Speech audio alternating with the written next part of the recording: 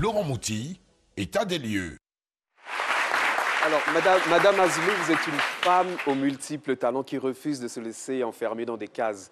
Passionnée de médias, grand reporter, essayiste, journaliste, écrivaine, artiste céramiste. Vous êtes initiatrice et promotrice de nombreux festivals et awards. Enfin bref, pour vous paraphraser, je dirais simplement que vous êtes une femme culturellement et spirituellement riche. C'est une de vos phrases. Alors, vous faites la promotion de l'excellence féminine et vous avez raison. L'apport de la femme dans la société est inestimable. Et je m'étonne d'ailleurs qu'aujourd'hui encore, les femmes aient à se battre pour une place qui leur est due. Non pas parce qu'elles sont des femmes, mais parce qu'elles sont tout simplement excellentes et capables. Voilà, aujourd'hui, en 2022, tout ça doit changer. J'en veux pour preuve cette étude britannique qui a prouvé que les pays dirigés par les femmes ont mieux géré la crise de Covid-19 que tous les autres. On a par exemple l'Allemagne, Taïwan, Singapour, la Finlande, etc. Ces femmes, pour gérer la crise, n'ont jamais parlé de guerre, comme par exemple en France. Elles ont tout simplement mis en avant l'empathie et la compétence et surtout l'humain. Donc les femmes sont capables de diriger les pays. Quels que soient vos challenges familiaux, la nouvelle Kyrène 10 litres est à vos côtés pour vous simplifier la vie. Avec son nouveau format plus économique à 1500 francs, découvrez la nouvelle Kyrène 10 litres, facile à utiliser, disponible dans tous les points de vente. Kyrène, soif de vivre.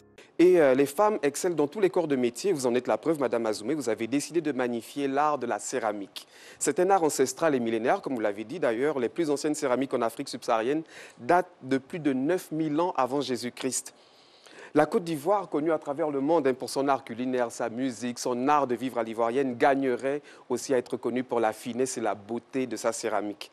C'est un art qui mêle rites ancestraux, transmission générationnelle, notamment chez tous les peuples lagunaires de Grand Bassam à Grand Laouche, les peuples Gwa. On a les poteries de Mangoro, que vous connaissez, et la céramique de Kapela à Korogo, ce sont qui sont mondialement connues et appréciées. Donc l'art de la céramique fait vivre aujourd'hui plusieurs centaines de personnes, notamment dans des villages. Vraiment, ces femmes vivent de cet art-là.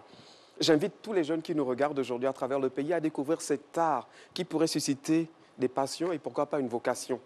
Les infos utiles vont s'afficher sur votre écran. Vous avez la Chambre nationale des métiers, le ministère de l'entrepreneuriat national, de l'artisanat et de la promotion des PME. Vous pouvez les contacter si vous êtes intéressé par toutes ces questions. Pour finir, alors qu'on entend parler de bruit de bottes en Ukraine, de tensions politiques et diplomatiques entre la Russie et les États-Unis, de coups d'État ici et là, je veux vous dire, madame, que vous êtes un bol d'air frais. Vous apportez à travers vos œuvres une respiration nouvelle. Vous nous rappelez que la paix est aussi précieuse et fragile que la céramique et la porcelaine. Vous nous rappelez, madame, que l'art est en vérité l'expression profonde de notre quête du beau et du sublime. Vous nous rappelez que l'art transcende les frontières, il parle à notre cœur et à notre âme. Vous nous rappelez enfin, madame, qu'il est temps de faire taire les armes pour faire parler l'art.